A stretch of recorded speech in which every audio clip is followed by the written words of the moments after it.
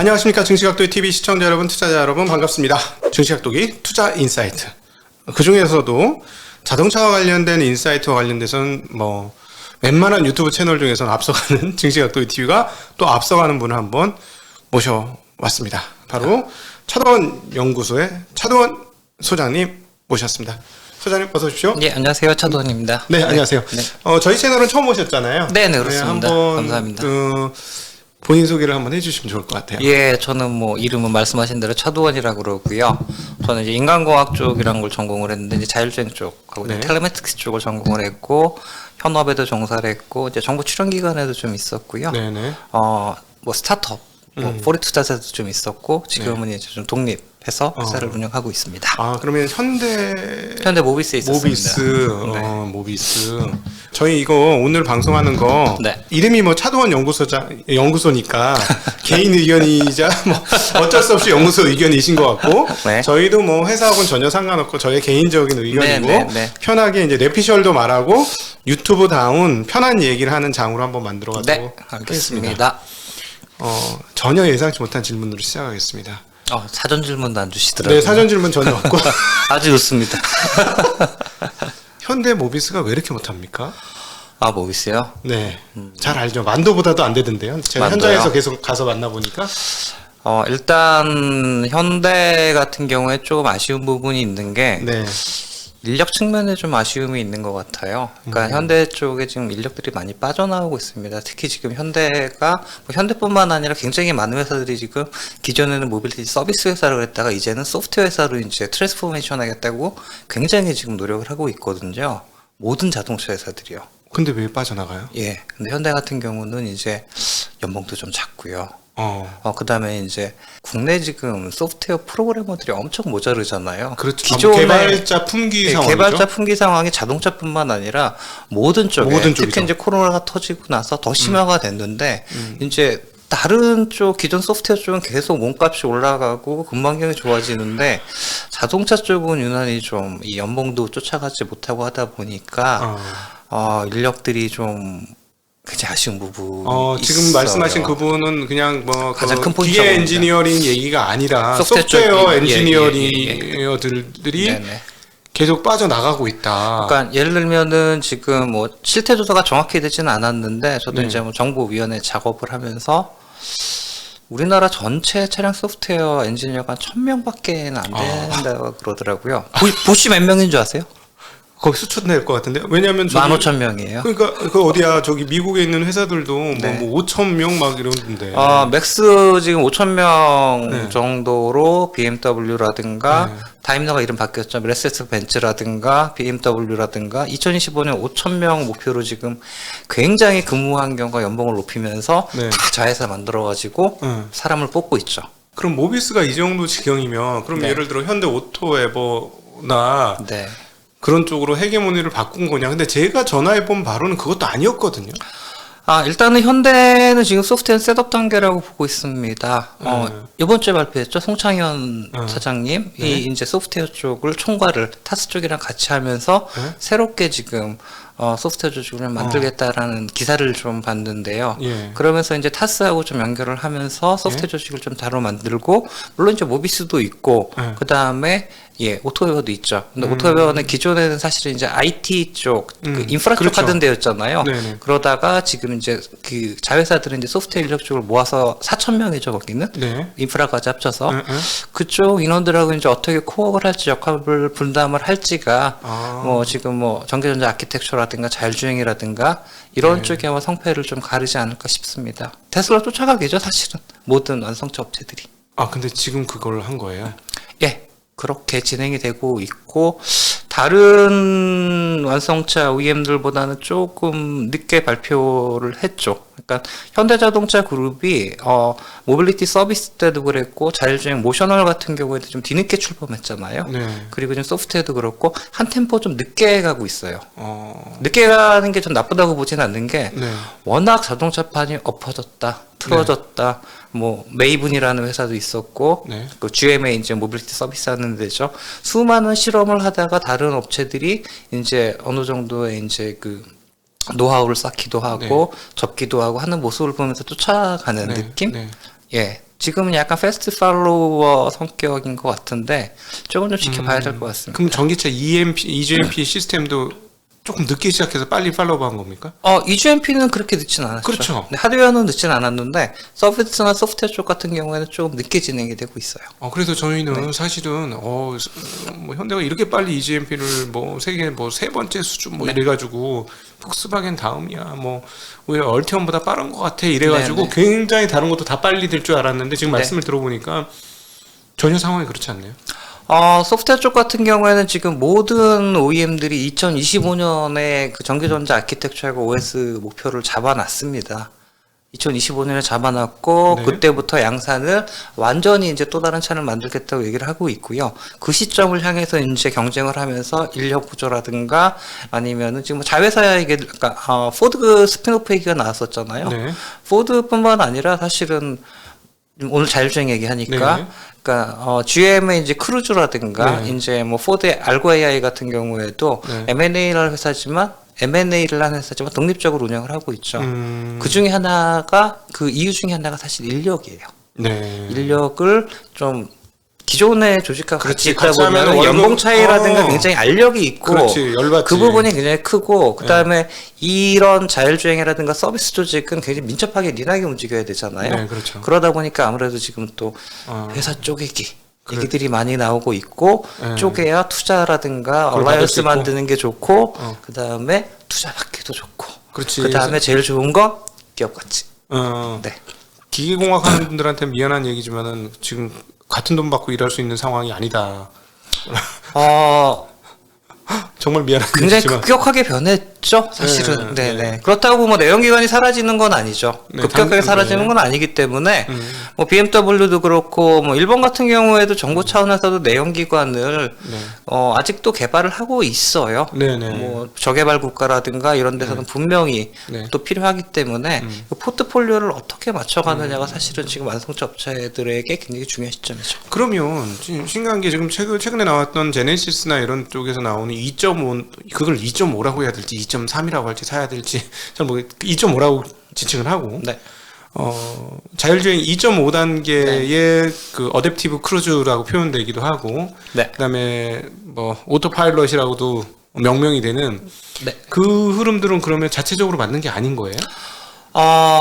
정확히는 이제 레벨 2라고 저희가 얘기를 했었는데 이제는 이제 원래 이제 그 표준을 관리하던 데가 이제 소사이어티 오브 오토모티브 엔지니어였고 미국 자동차공학계 쪽에서 하다가 이게 이제 ISO 표준이 됐고 KS 표준도 곧 이제 발표를 할 겁니다. 네. 그 수준이 넘어갔고 이제 운전자 보조 시스템이라고 정확히 부르고 있습니다. 네네네. 왜냐하면 이제 오토파일럿 같은 경우가 이제 명칭 때문에 굉장히 좀 논란도 많고 혼란도 많잖아요. 그렇죠. 그러다 보니까 이제 운전자 보조 시스템으로 부르자. 정확히는 운전자 보조 시스템이 맞죠? 오토파일럿. 네, 그렇죠. 네네. 그리고 이제 그 유엔에서 사실은 이쪽 표준을 관리를 하는데 거기서 이제 오토메이티드 레인 키핑 시스템이라고 정확히 이제 지칭을 하죠. 네. 아니 그러니까 제네시스나 이번에 아이오닉 5도 추월도 가능하고 차선도 자기가 알아서 바꾼다고 하니까 한 2.5 블라블라 위아래인 거죠? 그러니까 애매한 거예요. 그게 이제 딱 그 뭐 표준이라 그래갖고 레벨 2, 3, 4, 5 이렇게 이제 나눠는 놨는데 이게 꼭 거기 맞춰서 생산을 할 필요가 그렇지. 네.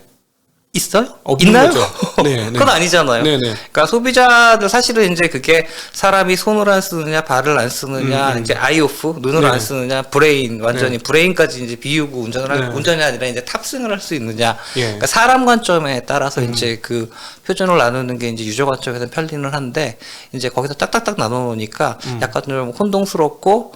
그다음에 명칭 자체도 그렇죠. 이제 좀 그러면 2.x라고 명칭을 하고 지금 2.x로 하는 지금 한국에서 지금 그 사용이 되고 있는 그 2.x는 그러면 지금 말씀 들어보니까 현대 모비스의 작품도 아니고 오토에버드 작품도 아니고 한국 작품이 아닐 걸로 추정이 되네요. 정확히는 레벨 2죠. 레벨 2는 한국 작품으로 알고 있습니다. 이제 모비스. 모셔널 같은 경우는 레벨 4, 5를 위해서 이제 앱티브하고 조인트 벤처를 현대에서 만든 거고요. 2는 한국 작품이고. 그럼 차선 바꾸는 것까지는 우리가 하는 게 맞다. 네네네네.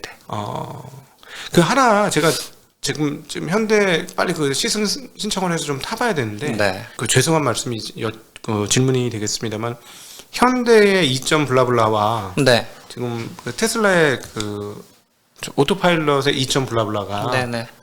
그 차이가 그렇게 큽니까? 어떤 미세한 차이가 있습니까? 아, 어떻습니까? 정확히는 이제 2.x가 아니라 이제 운전자 보조 시스템이라고 부르고 네. 이제 그 앞으로 나오기 시작할 네. 이제 G90부터 나오는 게 이제 정확히는 이제 레벨 3가 되겠죠. 그 레벨 3 같은 경우는 이제 핸즈 프리. 손을 핸즈프리. 놓고 타도 된다. 네. 기존의 이제 레벨 2 같은 경우는 참 애매한 건데 네, 네. 핸즈 프리는 되는데 항상 운전자는 이제 앞을 쳐다보고 있어야 앞을 된다. 쳐다보고 주변 전방 상황을 주시. 모니터링해야 되는 거고 3도 이제 똑같은데 이제 뭐 간단한 이제 뭐 이메일 문자? 체킹이라든가 아니면은 뭐 문자 텍스팅이라든가 몇 가지를 할 수 있다. 게임을 할 수도 있다. 네. 이제 이런 가이드가 좀 있기는 하죠. 음. 근데 뭐가 낫다고라고는 비교 저 다시 시승을 못 해봤으니까 지금 나온 거 네네네. 이번에 나오는 거 시승을 못 해봤으니까 뭐라고 네. 말씀을 못 드리겠는데 레벨 3 같은 경우에는 현재의 기준으로는 고속도로 상황에서 시속 60km 언더에서만 사용을 할 수가 있어요. 이번에 이제 메르세데스에서 만들어가지고 그거 60km로 만든 거 아닙니까? 뭐 벤츠도 있고 벨츠도 있고 볼보도 있고 그다음에 이제 GM도 있고 뭐 스텔란티스도 한다 그러고 웬만한 OEM들 다 하죠. 네네. 다 하고 이게 올해 1월에 네. 이제 관련 그 규정을 다루는 UN 조직에서 워킹 그룹에서 시속 130km까지 올리자라고 이제 합의가 돼가지고 네. 이 상위 WP29라는 그룹이 있거든요. 여기서 네. 이제 본회의에서 오케이만 하면은 네. 시속 130km까지 달릴 수 있는 레벨 3가 출시가 되는 거죠. 아 그러면 지금 그 네.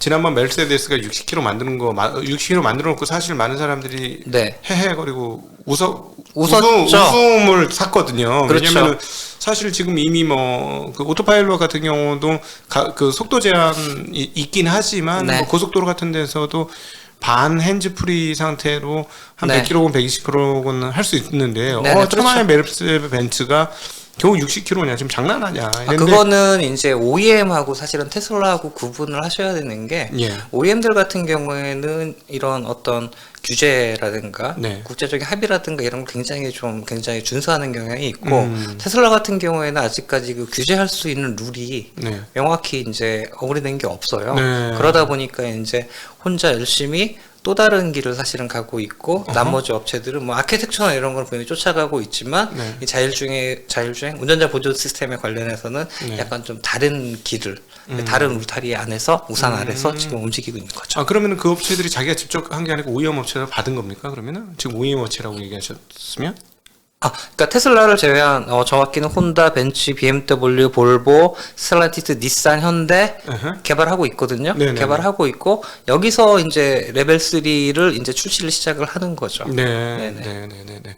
아 이게 지금 저희가 이제 그 자동차 회사들을 보면서 주가를 보면서 굉장히 네. 답답한 부분이 뭐냐면 지금 몽땅 모든 그 부가가치를 사실 전기차 회사들이 쏙 빼갔잖아요. 그러다 그렇죠. 이제 최근 금리가 올라가면서 네. 같이 빼가던 루시드, 그다음에 루시드, 리비안 이런 애들은 이제 좀 빠진 건데 네.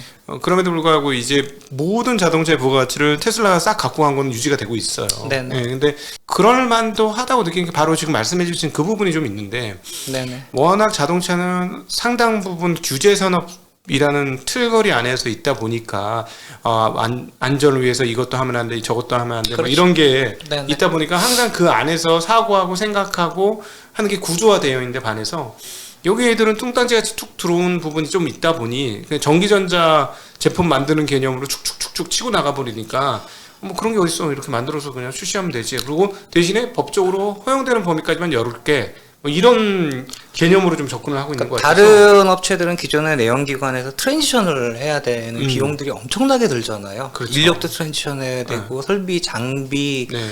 그 다음에 개발 환경 다 트랜지션 해야 되는데 테슬라는 아예 처음부터 이제 전기차로 시작을 했잖아요. 네. 전기차로 거의 뭐 그냥 백지 상태에서 이제 설계도를 그린 거기 때문에 네. 그 격차가 어마어마하게 크고 뭐 일론 머스크 같은 경우는 이제 많은 분들이 뭐 자동차는 바퀴 달린 스마트폰이다라고 얘기를 하지만 자동차 했던 분들은 굉장히 싫어하시잖아요. 그렇죠. 그 자동차 회사 안전. 그러니까 자동차 네. 회사를 하셨던 분들은 그게 받아들여지지 않을 것 같고 그렇죠.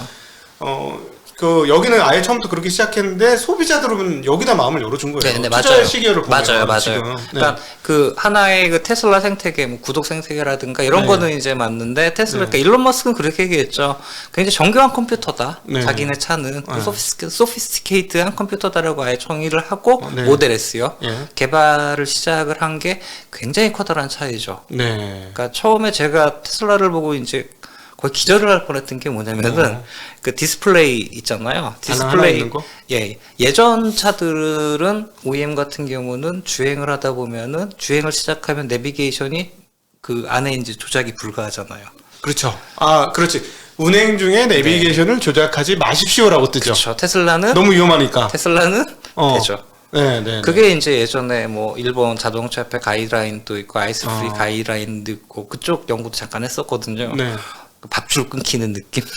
네. 그렇지. 네, 네. 그 차이가 정말 크네요. 그러니까 제 규제를 받아서 그런 걸 못하게 시작했던 그 틀 안에 있었던 자동차 기존의 내연기관 회사와 네. 전기 회사처럼 해가지고 올라온 회사의 그 접근성의 차이라는 게 정말 어마무시하다. 어마무시하고 네. 그다음에 이제 테슬라 같은 경우는 그 보통은 이제 가전 제품보다 자동차 스펙이 엄청 높잖아요. 네네. 이제 그걸 이제 양산력을 이제 맞춘 거죠. 네. 굉장히 짧은 시간에. 네네. 그게 이제 무섭다고 이제 그렇죠. 말씀드릴 수 있는 양산력에 있어서가 제일 폭스바겐이 한 3배 정도 되는 수준이죠. 뭐, 단위당 생산. 네, 그 정도 양이? 얘기를 하고 지금 뭐 아키텍처라든가 이런 거는 다른 회사보다 한 6년 정도 앞섰다고 얘기를 하고 있죠. 그렇죠. 그 도요다가 지난번에 했던 얘기인 거죠. 그 6년 앞서 소프트웨어. 6년이란 게 이제 전기전자 아키텍처랑 OS를 이제 네. 2025년도로 다 맞췄잖아요. 네네. 이게 이제 6년 갭이 있다는 거죠. 그러니까 지금 이게 참 이게 좀 골치 아픈 상황인데 그래서 저는 어떤 생각이 드냐면 자율주행 3.0이라 불리는 거기까지 내연기관이 시간이 주어져 있다. 네. 라는 생각이 너무 많이 드는 거예요.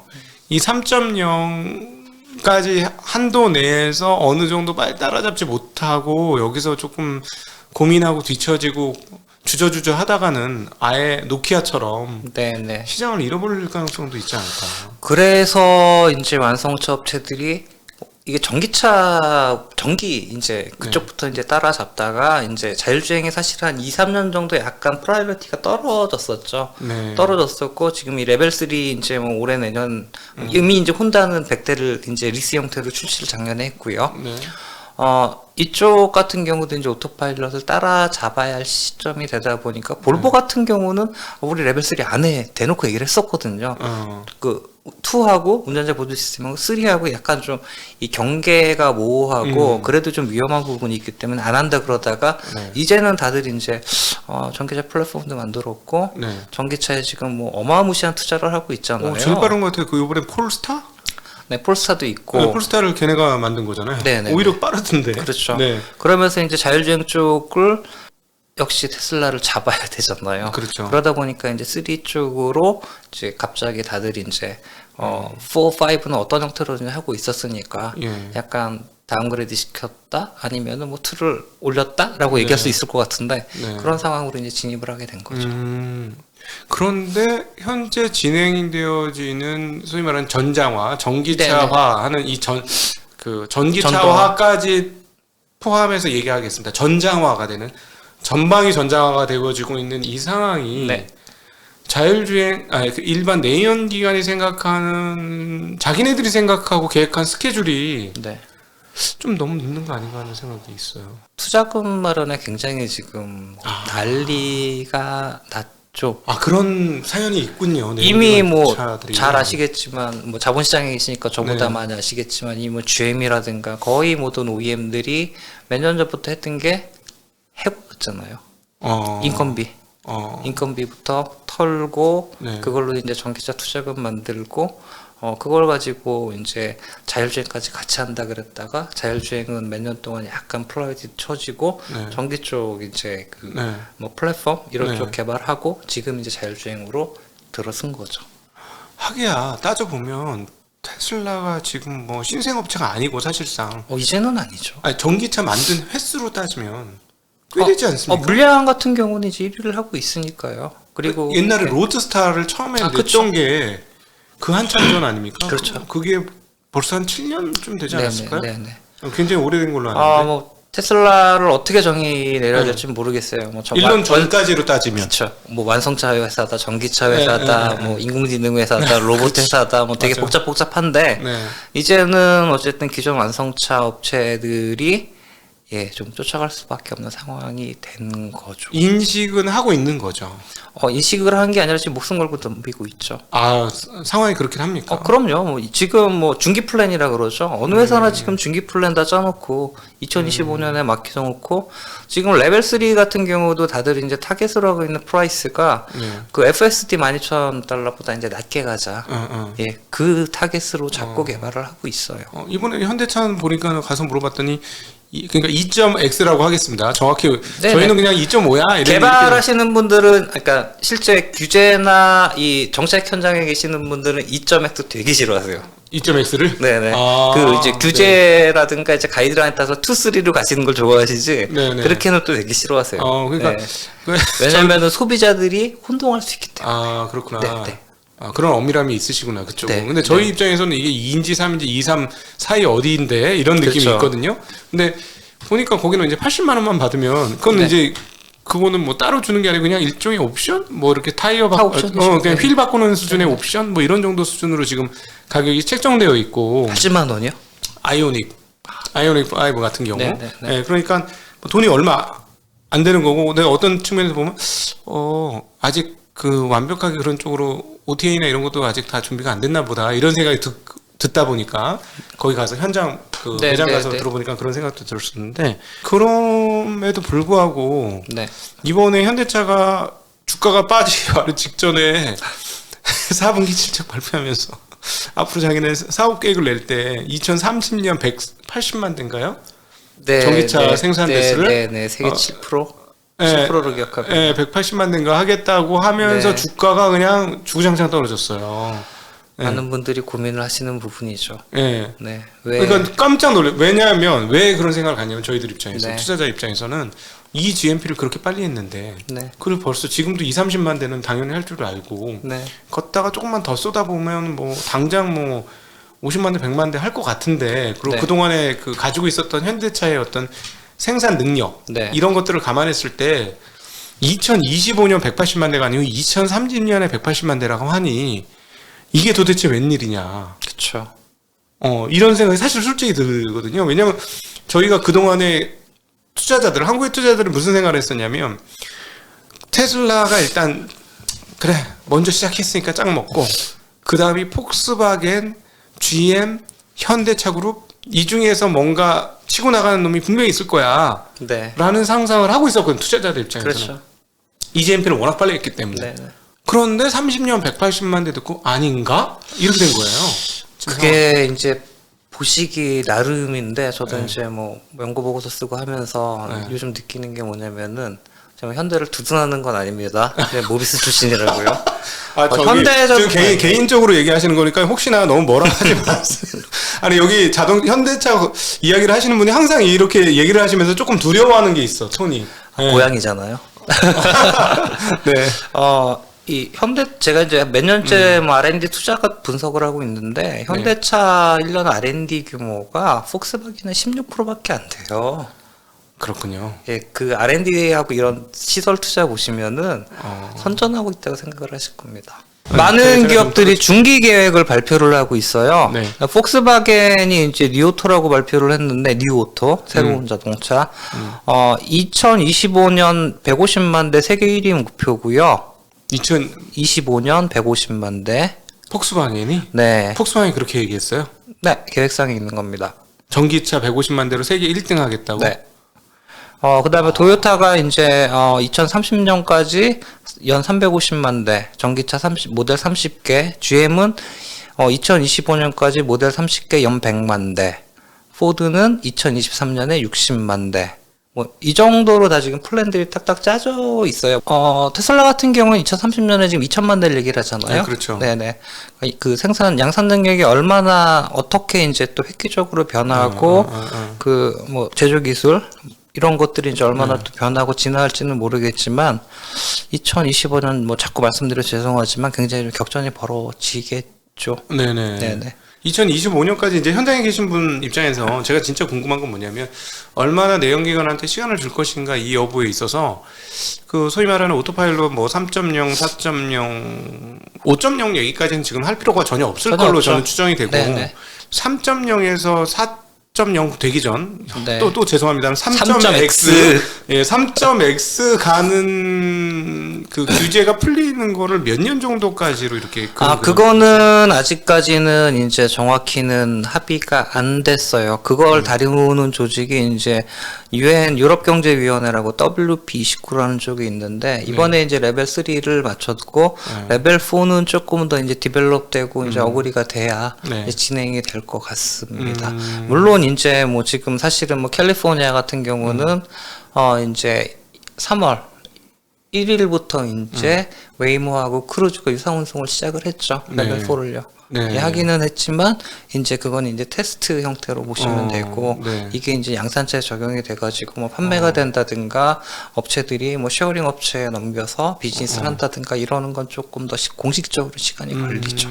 저는 사실은 한국의 내연기관도 응원하는 입장이에요. 아, 네. 잘 돼야 되지 않아요? 잘 돼야죠. 잘 돼야 되는 입장에서 보면 굉장히 답답한 상황이거든요. 이게 지금 30년에 180만 대면 25년까지 도대체 몇 대를 할 거야? 100만 대를 안 하겠다는 얘기인데 해봐야 뭐 50에서 80만 대 하겠다는 건데 사실 디바이스가 안 깔리고 나서 무슨 OTA를 한다거나 뭘 한다는 게 완전 의미 없는 얘기잖아요. 소프트웨어를 개발한다고 해도 디바이스가 없는데 뭘 어떻게 할 거냐며 그다음 우리가 핸드폰에서 많이 봤지만 디바이스를 깔지 못한 상황에서 아무리 소프트웨어 잘 만들어봐도 그거는 아무 소용이 없는 건데 그러니까 왜 이렇게 늦게 저만 조급한 건가요? 개발이 쉽지는 않죠.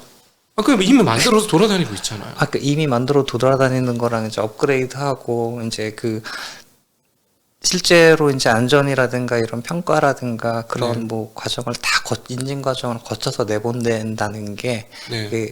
핸드폰도 굉장히 힘들지만 네. 말씀하기 조심스러워요. 왜냐면 생명이 달렸으니까 자동차는 생명이 달렸으니까 그렇기 훨씬 더 때문에 엄격하죠. 굉장히 또 이제 엄격하고 뭐 레벨 3 같은 경우를 이제 완성차 업체들이 못 내놔서 안 내는 건 아니잖아요. 그러니까 말이죠.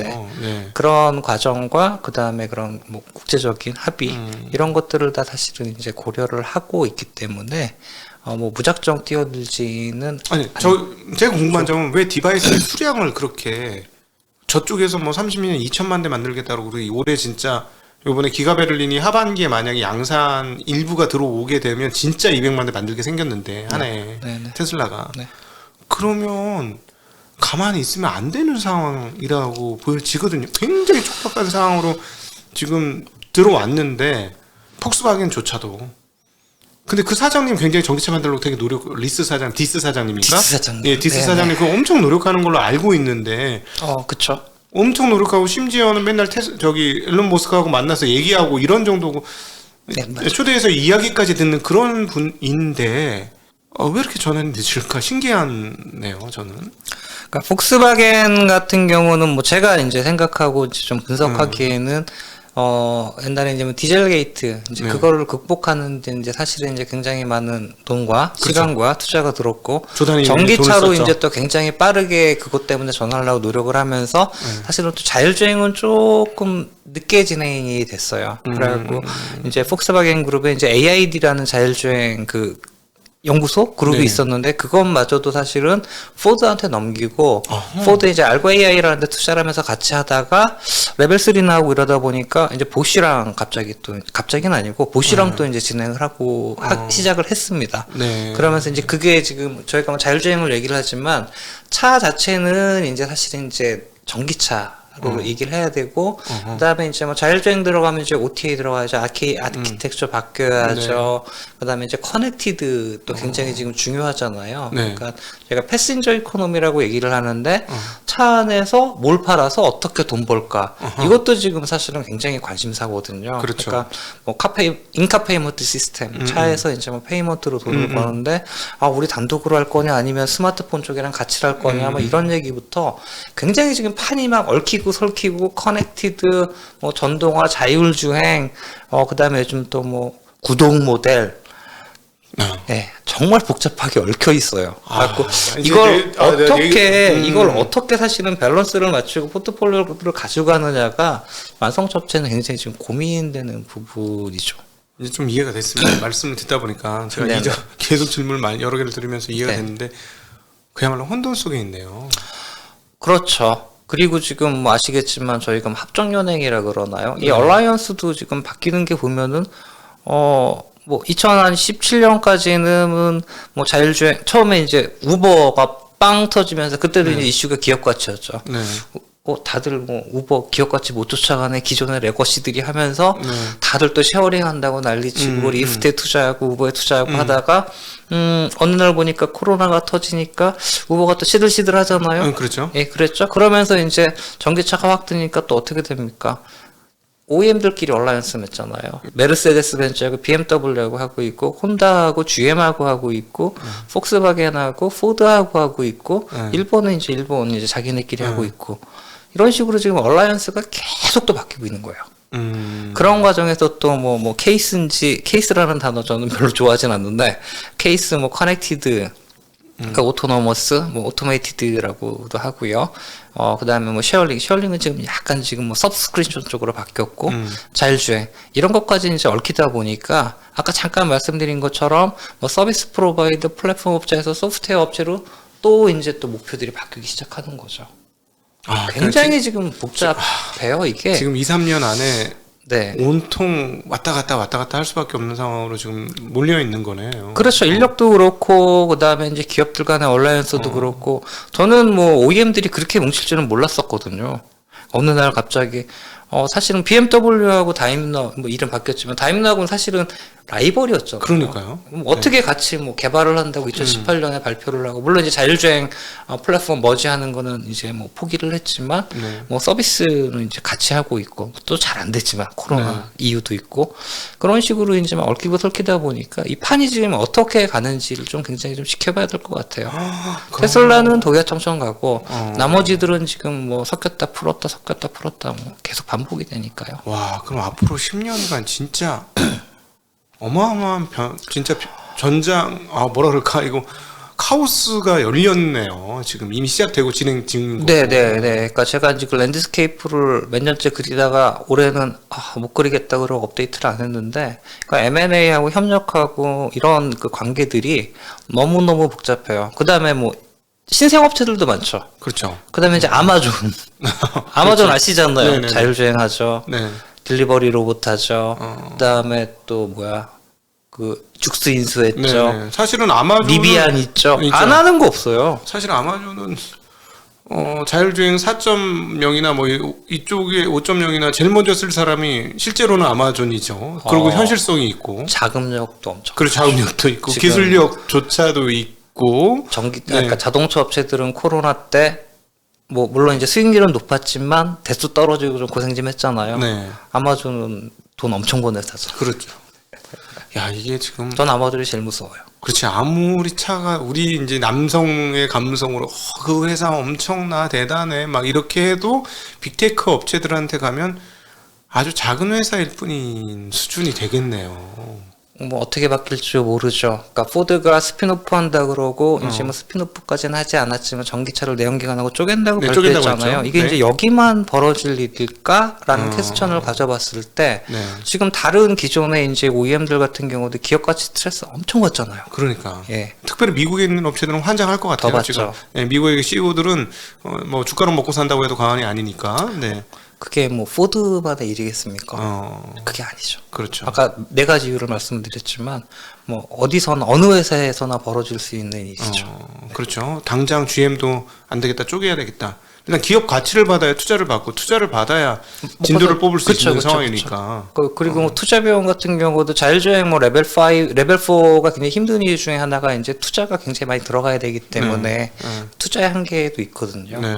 전기차에 그렇게 굉장히 많은 돈을 아직도 지금 뭐 쓸어 넣고 있는데 네. 자율주행 뭐 레벨 4가 언제 될지는 모르겠지만 안 할 수는 없잖아요. 그렇죠. 네.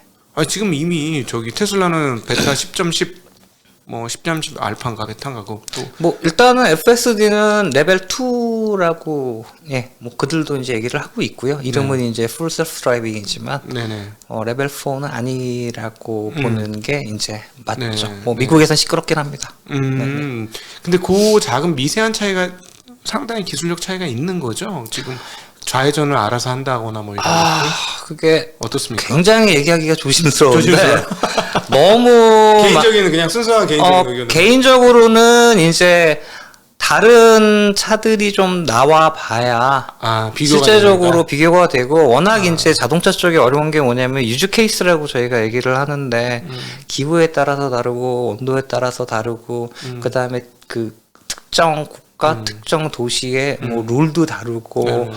그다음에 굉장히 많은 제약 사항들이 있잖아요. 그런 상황에서 과연 얘네들이 얼마나 뭐 자율주행이면 자율주행, 내구성이면 내구성을 잘 견뎌주냐가 다 테스트돼야 되는 거거든요. 네. 이제 그런 이슈들이 있어가지고 그런 것들을 테스트해서 뭐 제대로 다 이 나오는 차종들을 자율주행 그 시스템들을 비교하기 전에는 뭐가 낫다고는 이제 뭐 얘기는 할 수 없고 네. 단 이제 뭐 테슬라가 지금 이제 많은 유저를 갖고 있고 보유하고 있고 네. 이제 빠르게 진행이 되면서 뭐 지금 뭐 가장 낫다고는 말씀을 드릴 수 있을 것 같아요.